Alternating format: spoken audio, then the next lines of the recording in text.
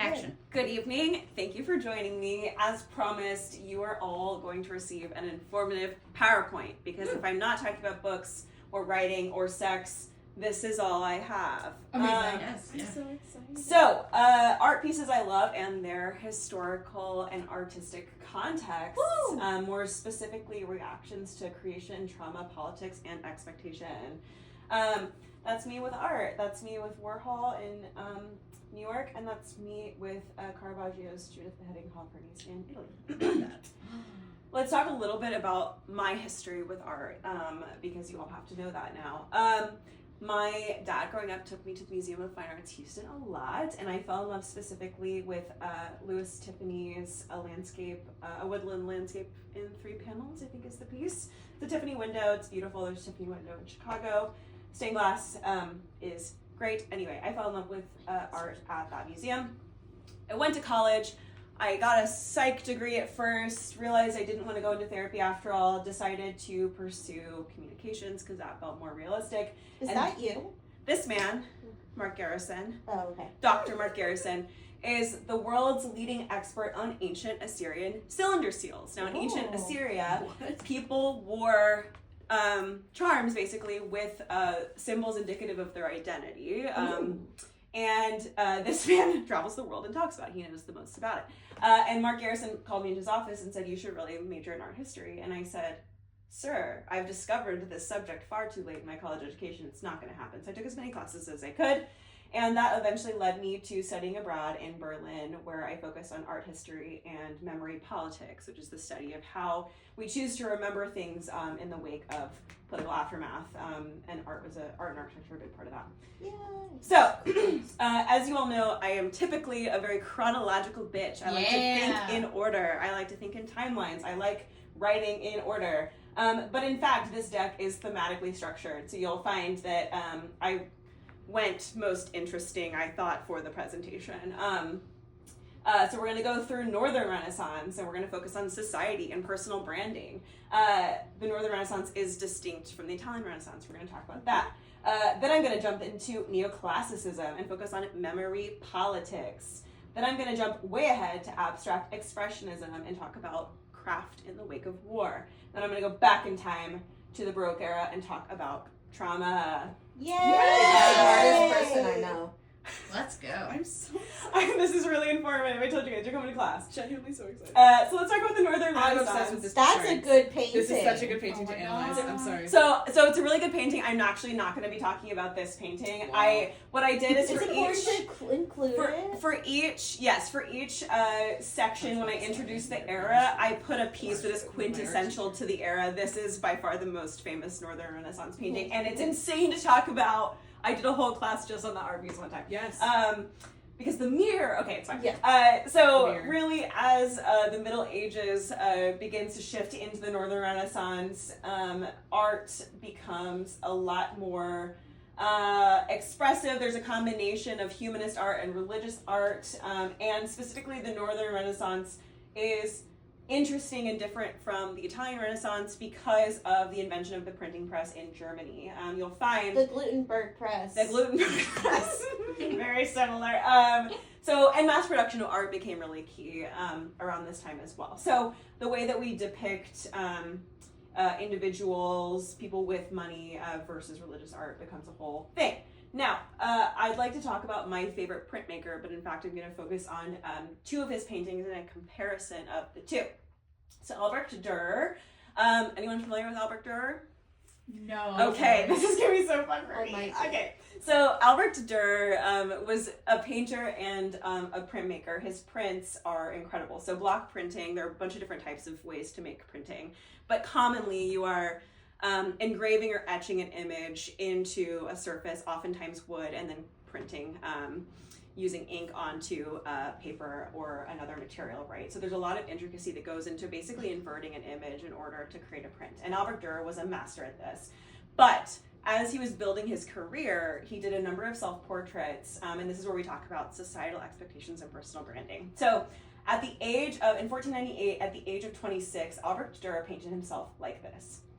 He painted himself in a very traditional portrait style. At the time of the Renaissance era, most individual portraits are at an angle. You're looking kind of sideways towards the camera, if you will. He's like distinctly more femme here. He is dressed in very traditional nobleman's garb. His side bangs. The side bangs are really... Yeah, I mean, the goatee is everything. There's a lot that's working. And this was him putting himself out into the world for rich people to hire. He said, this is me. You want me to do your work. I also put my favorite print of his. This is the Four Horsemen of the Apocalypse. So he imagine doing this backwards, basically, and then printing it so it looks like that. Incredible. This is an insane amount of detail for the time period. Now, 2 years later, he did another self-portrait. As his career grew, he wanted to attract more and more larger stakes clients, which in this era is going to be the church. For most of the eras, it's going to be the church. And so... Bring back patrons. Yes, bring back patrons. So he's 28 years old, and he paints himself like this. Oh. Not only is it distinctly masculine, there's a few rules that he's breaking in a lot of ways. So he's masculine, he's playing with the contrast of dark and light. Can anyone tell me who this image reminds you of? Jesus. Thank you. But sorry, specifically white Jesus. White Jesus. And one of the key things that's really interesting is that, like I mentioned before, portraits were almost always at an angle. There are two exceptions to that being the case. One of them is Hans Holbein's portrait of Henry VIII that had recently been painted and popularized. What his name say? This is my husband in front of the portrait by Hans Holbein of Henry VIII. The other and much more common exception is known as the Salvator Mundi, which is a specific painting of Christ where his hand is kind of in that gesture and he's very forward-facing. It's the only time, besides this other exception, that you see these forward-facing paintings in this era. And this is Leonardo da Vinci's Salvator Mundi, which was painted just 2 years before this self-portrait. So at this point, you're seeing how Durer is constantly thinking about how to reinvent himself in order to attract the right clientele, which for 1500 is pretty fun and cool. Any questions before we move on? Do you think I could convince someone that that's a portrait of Jesus? Yes. Yes, absolutely. Probably. I think that's... Do you think I mean, Durer people at have my grandma's convinced, house will I I did have questions about his clothes, but... Grandma said Obi-Wan Kenobi's picture is Jesus. I mean, so Oh I think this God. can that be is done. Jesus. That is true. That is so true. Star Wars Jesus. Hey, I've used this picture in my ads. Yes, so this is a famous neoclassical sculpture of I love them. Cupid and Psyche. I remember Ooh, that that's correctly. great.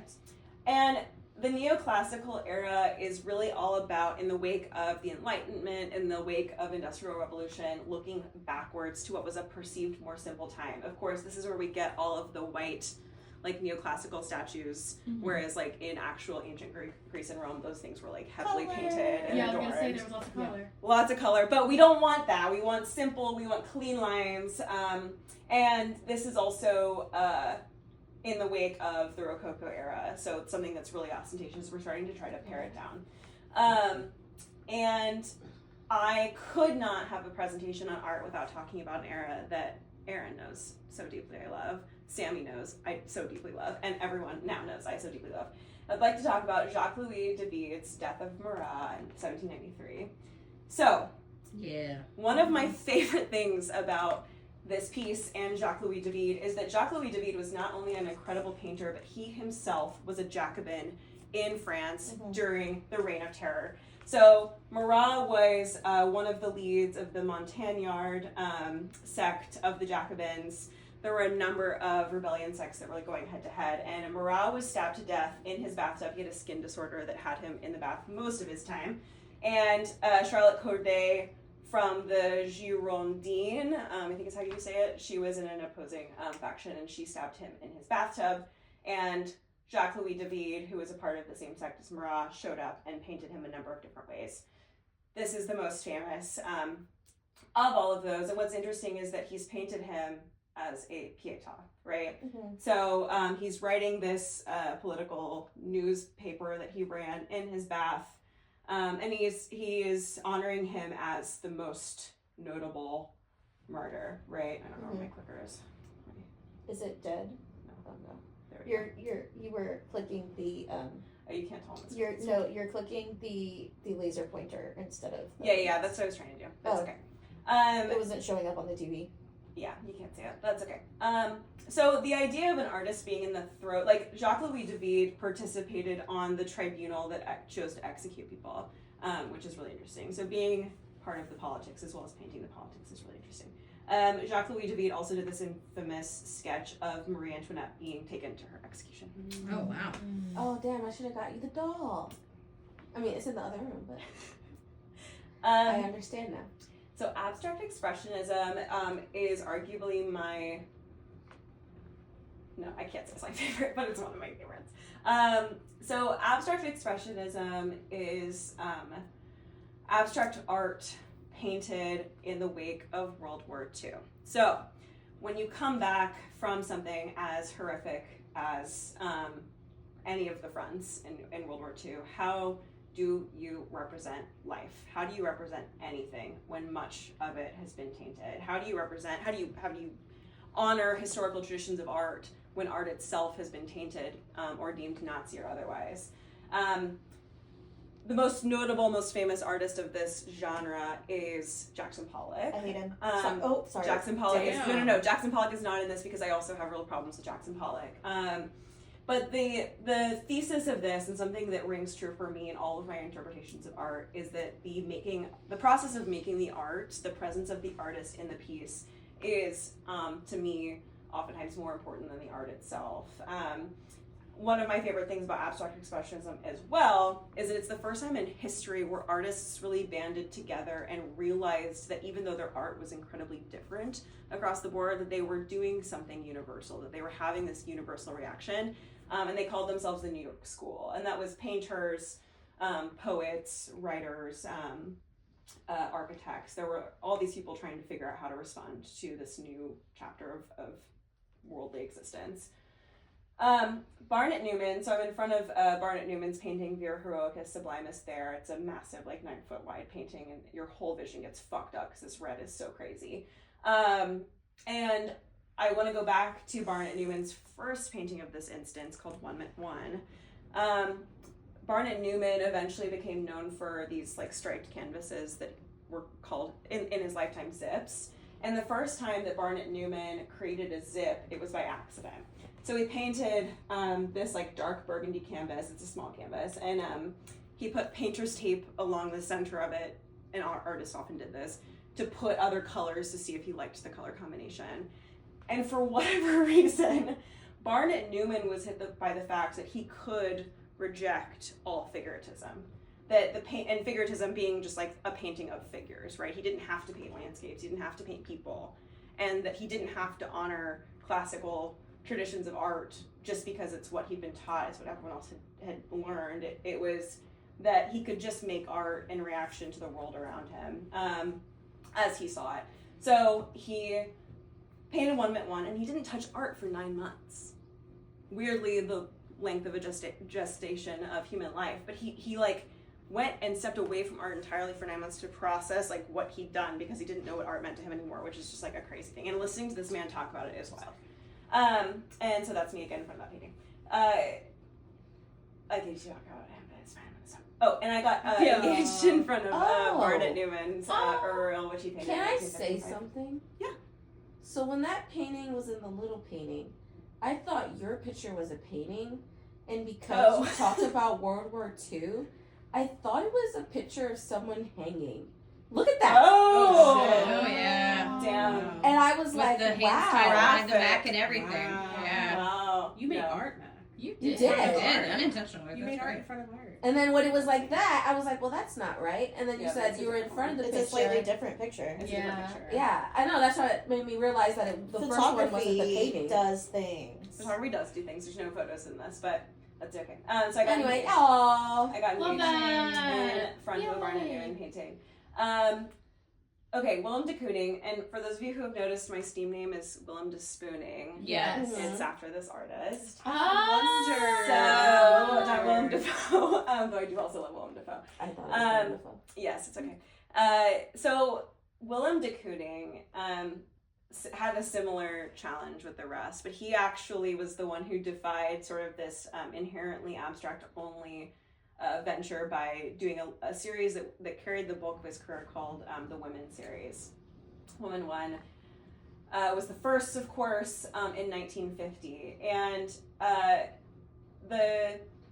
like with all of the abstract expressionists, even though these pieces, Pollock's pieces, Newman's paintings, they all look like haphazardly created, these artists were all incredibly meticulous. They, like, if you scrape down their paintings, there are attempts after attempts after attempts to get it right, because what they were trying to do is replicate a sense of human experience, and that was something they were all very intentional about, even though it's all haphazard. And so Willem de Kooning has this same thing. In all of these women pieces, there is an element of almost every painting technique you can use, and he was very methodical about representing different techniques in these one pieces.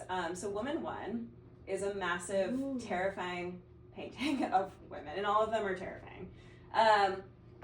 And Willem de Kooning was reacting to this juxtaposition between the revered Venus in very traditional, classic German art and the modern day pinup girl. He was thinking about the representation of women. Some people have his critiques argue that his work is misogynistic. I see that lens and I refute it because I know in my own research and my education that the idea here is that when you look at something that is inherently grotesque, that highlights these very strange sort of geometric elements of a woman's body, that it does in fact kind of turn the more classical portrayals of women, the Venuses, on its head. It is very hard to look at this and then look at something like Titian's Venus of Urbino and not find this to be incredibly more naked than if you just saw it in isolation. This painting is also massive. It is startling. It is difficult to look at. Is it mixed media or is it all oil paint? That one is all paint. Yeah, he actually might use some oil pastels. Because it looks like there's some oil pastel. Yeah. But I could be wrong. I think there probably is oil pastel. He also did like a black and white series that was mixed media, so it wouldn't surprise me. And he did several where he cut pieces of pinup girls out of magazines and used them on the faces. So it is hard to grapple with, and I understand the criticism, a man trying to represent women, especially in this era. But for him, like, this pinup girl versus the Venus was sort of a way that like men were trying to return to normal society, and he was like, how can you look at anything as if it's beautiful? How can you look at anything as if it's normal and healthy and okay? And so it's a subversion, and it's difficult to look at, and I find it incredibly powerful as well in the wake of something like World War II. Yeah, this is probably my favorite era. Okay, Yeah. I'll end here. So the Baroque era, and this is a painting I took. Don't fix it. And Sorry, said and- my thoughts out. no, I love it. And the reason this is cool is because Caravaggio was actually commissioned to paint these paintings in this chapel, and they're still in the location where they were commissioned for, which seeing art in the context for which it was created is rare and incredible. Yeah. So Baroque art was very much the Catholic response to the Protestant Reformation. So Lutheranism and early Protestant sects were trying to be very puritanical and pared down, right? And Catholicism was like, no. We're going to continue to be garish. We're going to talk about the difference between light and dark, and we want art to reflect that. It was also when we started seeing more and more religious art. I mean, we saw this a bit in the Renaissance, which of course overlaps a little bit, but more and more religious stories in contemporary dress. So like this is the calling of Matthew, and everyone is in Baroque Italian garb. So chiaroscuro is the main Italian term used to talk about the contrast of light and dark, and Martin Scorsese is most notably incredibly inspired by that. I'm going to talk about Caravaggio. Yes! And I'm in fact not going to talk about Judith beheading Holofernes, though I will bring it up again in a minute. Yay. But David with the head of Goliath, not Holofernes, is one of Caravaggio's final pieces. So Caravaggio, for those of you who don't know, was incredibly successful. He received a lot of backlash during the course of his career because he relied on actual living models, which many people did at the time. But Caravaggio would bring in, and I guess other artists did this, but so Caravaggio would pay homeless folks, prostitutes, sort of the unbeloved, neglected members of society into his studio, and would use them as references. And when you have an elderly homeless man being the model for St. John, the Catholic Church has real problems with that. And so, and he painted them realistically. He was one of the first artists who was like, I'm going to paint this fruit bowl, and if that apple is rotting, you're going to see it. And he captured it incredibly, but no one wanted that, right? Everyone wanted garish and bold and beautiful. And Caravaggio said, life isn't beautiful. He also was a fucking train wreck. He was a criminal. He was violent. He liked to drink and gamble and do drugs. And eventually he was exiled for murder. Whether or not he committed, who's to say? He eventually did die, potentially of a murder of himself, but most commonly thought to have died of sepsis. And as he was on his deathbed, not actually on his deathbed, as he was in exile and sick, he painted David with the head of Goliath. And what is most incredible about this painting is that Goliath is Caravaggio. That is a self-portrait. And some people have postulated, based on some of his own writing, that this is a younger man he'd been sleeping with. I actually think, based on his other work, that it's a self-portrait of his younger self. This is Caravaggio's self-portrait as Bacchus early in his career. And I find, those are very similar faces to me. I think so too. And I think it's a self-awareness, right? That in the end, his own death was brought on by his ill decisions. But he had a really disappointing career. He was 38 when he died. And he was a prolific artist in that time, but there was so much more he could have done. And I think this is one of his final pieces is really incredible.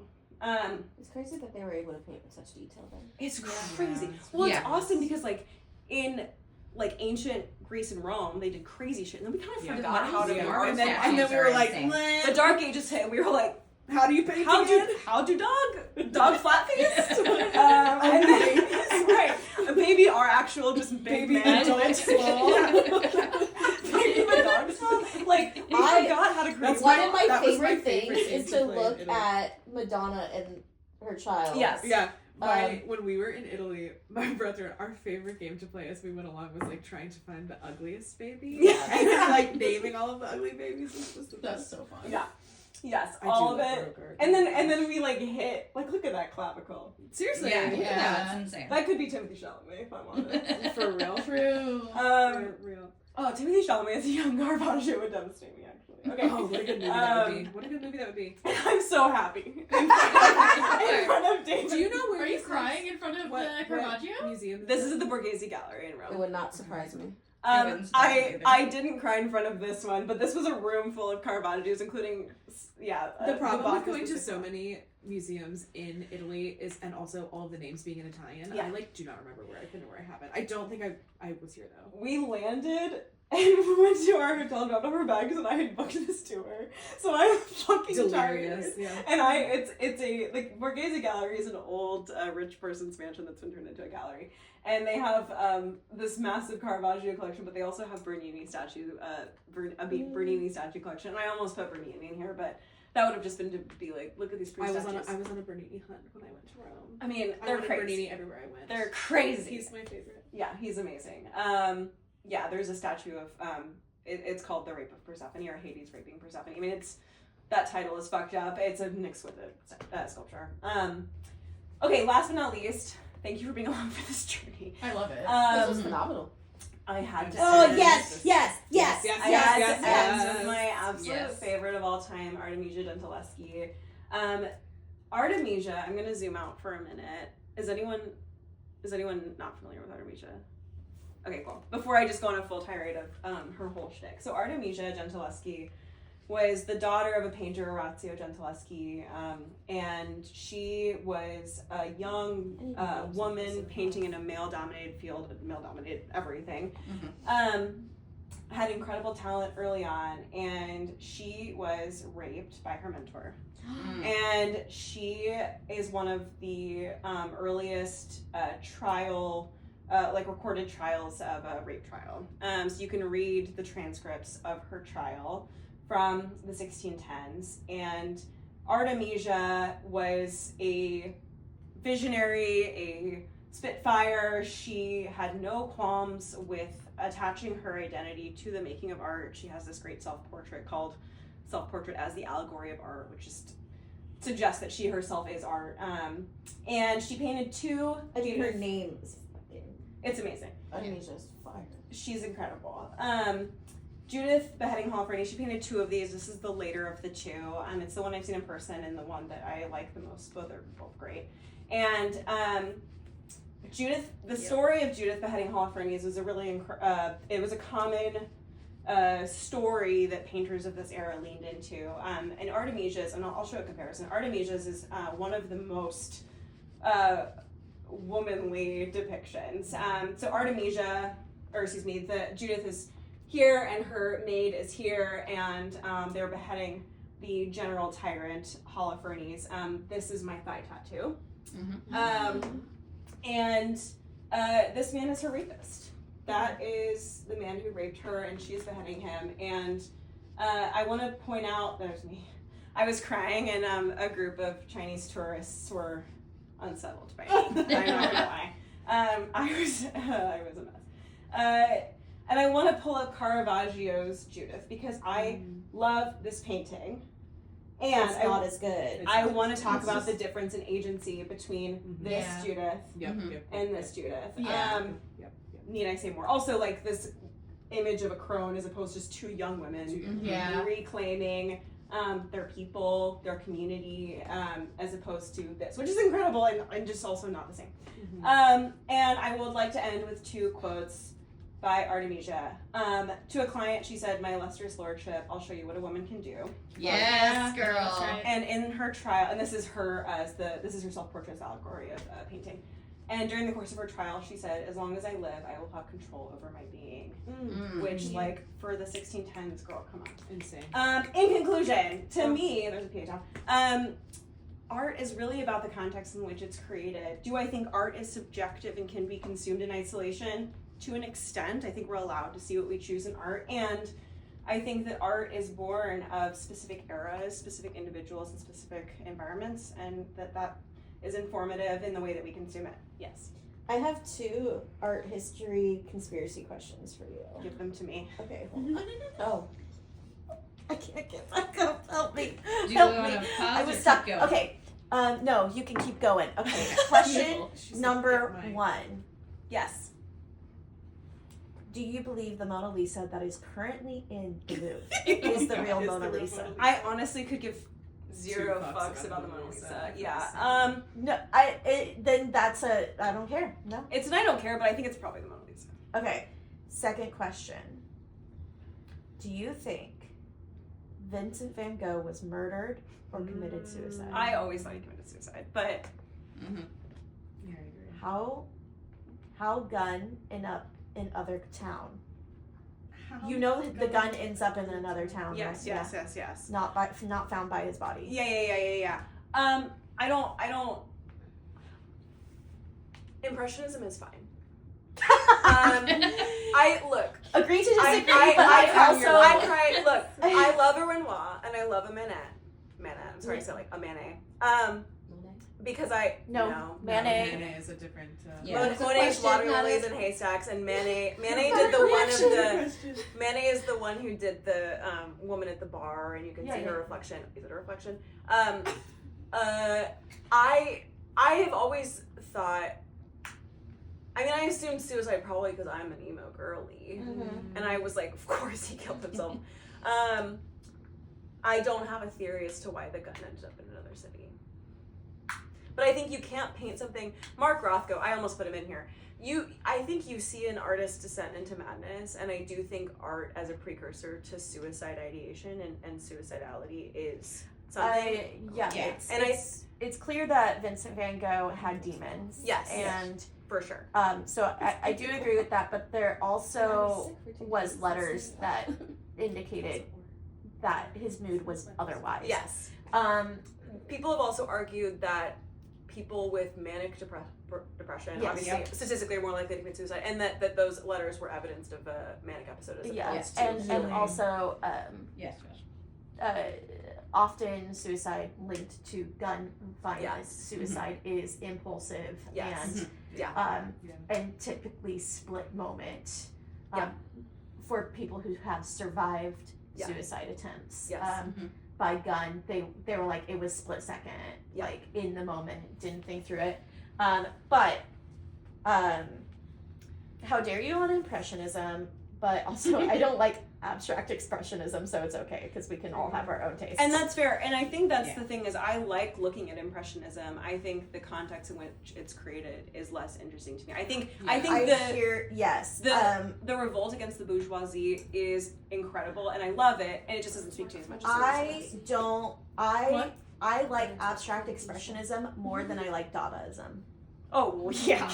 Fuck For Dadaism. sure. Fuck for sure. Can we Fuck talk about Dadaism, fuck Cubism. Fuck Cubism so much. Fuck Cubism. Picasso saw the abstract I expressionism realized late in his career and he went, But yeah. I'm very I'm gonna do grateful that, for actually. all your friendships. I Because specifically fear hate I the have a fountain. personality higher in our family I because I hate what's his might name be so done for this. much. I might Because be he done didn't this even person create in that. this He friend like a group. woman And created not that even person. in a way. Well, that's I've happening. done. That's I was gonna say. I don't That, think Oh, that's we can't even talk about it. I could have done a I project for love abstract the expressionism and the women in general abstract Correct. expressionism. You want me to But pass? in our Lead friend pastor. group,